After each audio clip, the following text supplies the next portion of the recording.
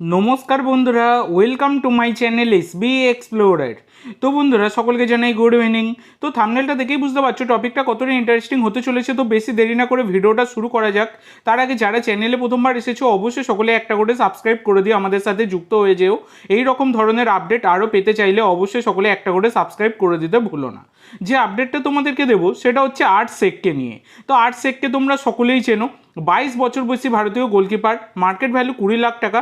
তিনি কিন্তু আগের সিজন অবধি মোহনবাগানের সাথে যুক্ত ছিলেন এবং তোমাদেরকে জানুয়ারি মাসেই জানিয়ে দিয়েছিলাম, এই খবরটা নতুন নয় কারোর কাছেই।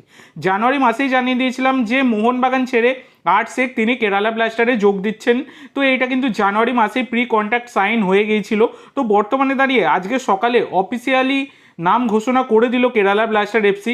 2028 সাল অবধি মানে 3 বছরের চুক্তিতে কেরালা ব্লাস্টার এফসি দলে যোগ দিলেন আর্টসেক। তো আর্টসেক মোহনবাগানের বহু যুদ্ধের নায়ক।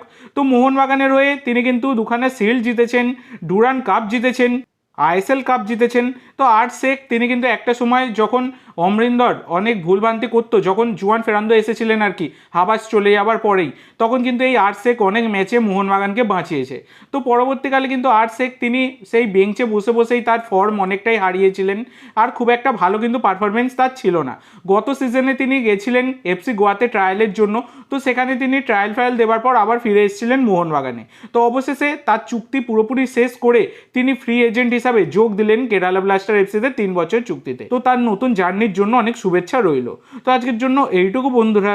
ভিডিওটি ভালো লাগলে অবশ্যই লাইক করো, শেয়ার করো। আমার চ্যানেলে প্রথমবার এসে থাকলে চ্যানেলটি সাবস্ক্রাইব করো আর কমেন্ট করে জানাও ভিডিওটি কেমন লাগলো। ধন্যবাদ।